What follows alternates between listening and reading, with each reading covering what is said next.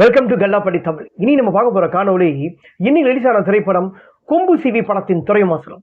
இந்த திரைப்படம் எப்படி இருக்கு? இந்த திரைப்படத்துல நடிகர் சண்முக பாண்டி எப்படி நடிச்சாரு? உண்மையை நல்லா நடிச்சிருக்காரா? ஏன்னா படைத்தலைவன் படத்துல அந்த அளவுக்கு சொல்லும்படியான அவருக்கு ரீச்சும் ஆகல, சொல்லும்படியான நடிக்கல. ஆனா இந்த திரைப்படத்துல அவரோட நடிப்பு எப்படி இருக்கு, மக்கள் இந்த நடிப்பை பத்தி எப்படி பேசப்பட்டாங்க, வீடியோ மறக்காம முழுசா ஸ்கிப் பண்ணாம பாருங்க.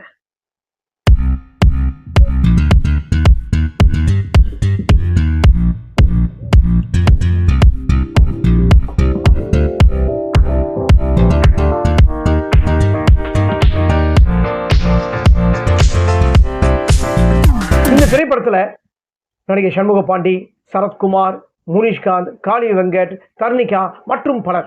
இந்த திரைப்படத்தோட direction writer and director Ponraman. இந்த திரைப்படத்தோட இசை யுவன் சங்கர் ராஜா. இந்த படத்தோட தயாரிப்பு ஸ்டார் சினிமாஸ். இந்த திரைப்படத்தோட கதைன்னு சொன்னா ரொம்ப சுருக்கமான கதை தான். அதாவது ரொம்ப பிரம்மாண்டமான சூப்பர் கதைலாம் சொல்ல முடியாது.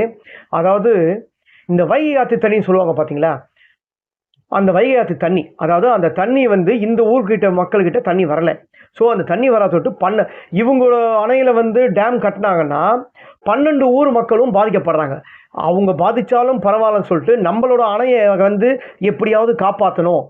அந்த அணையை நம்ம எப்படியாவது காப்பாற்றுறதுக்கு நம்ம என்ன பண்ணணும்,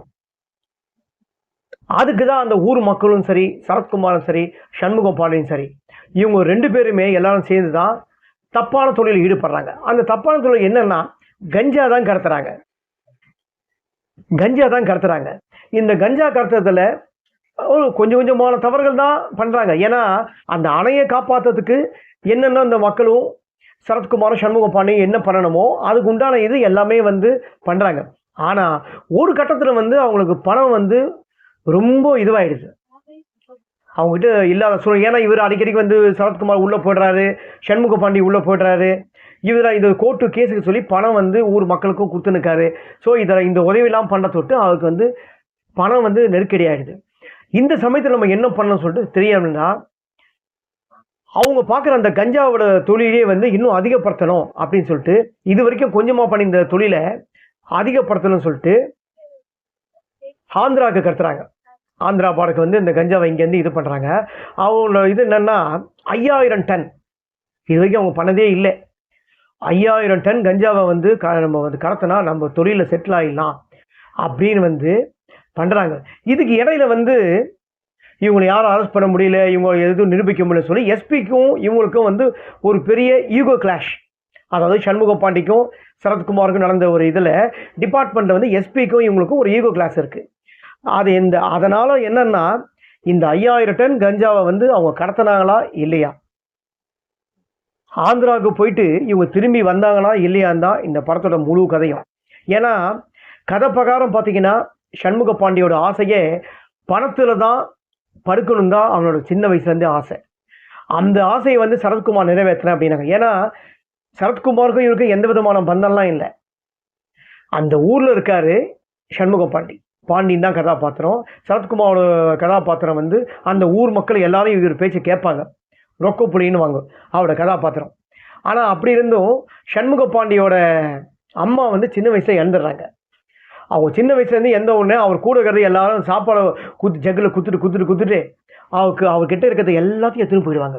பாவம் அந்த பையன் ஆனால் தான் நிற்பான். ஏன்னா படிக்க வேண்டிய வயசில் அவனுக்கு வேலை வேணும் அப்படின்னு சரத்குமார் கிட்ட கேட்பாரு. சரத்குமார் நான் என்ன வேலை கேட்பேன், நீ போய் படிக்க வேண்டிய வயசில் படிடா போயிட்டு அப்படின்னு சரத்குமார் சொல்லுவார். ஆனால் படித்தாரா இல்லையா? ஆனால் படிக்கிற சரத்குமார் கூடவே தான் இருந்துடுறாரு.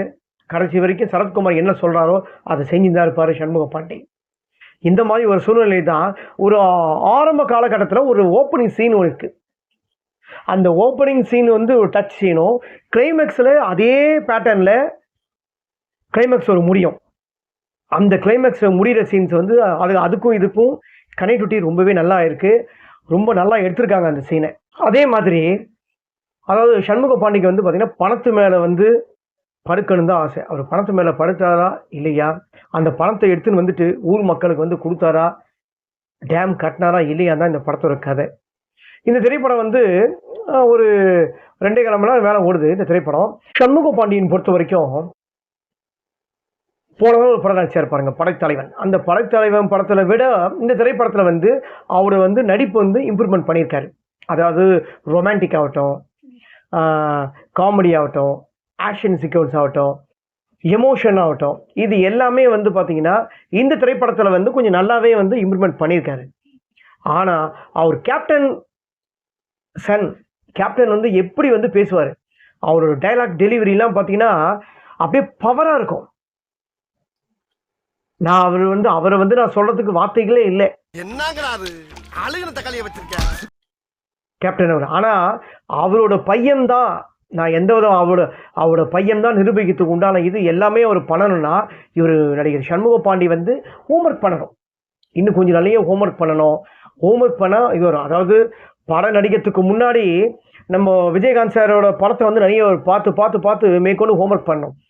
ஏன்னா அவரை விட ஹைட்டு இவர், காலெல்லாம் எப்படி தூக்கணும்ட்டு. ஏன்னா சூப்பர் ஸ்டார் ரஜினிகாந்த் அவர்கள் எப்படி ஒரு ஸ்டைலில் வந்து ஒரு சக்கரவர்த்தியோ அந்த மாதிரி வந்து கேப்டன் அவர்கள் வந்து பார்த்தீங்கன்னா ஃபைட்டில் தான் சக்கரவர்த்தி.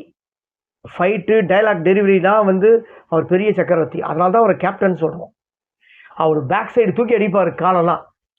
அந்த மாதிரி இவர் ப்ராக்டிஸ் பண்ணணும். இன்னும் ரெண்டாவது நல்ல கதை.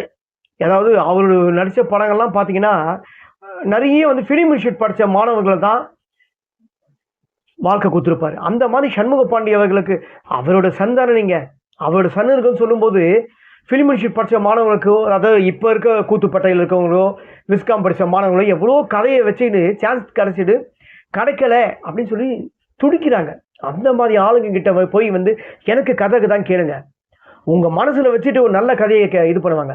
நல்ல டைரக்ஷன், நல்ல கதை சொல்கிறவங்க கிட்ட நல்ல கதையை தேர்ந்தெடுத்து நடிங்க. யார் நல்ல சொல்கிற கதையை சொல்கிறாங்களோ அவங்கள வந்து நீங்கள் பக்கத்தில் வச்சுக்கோங்க.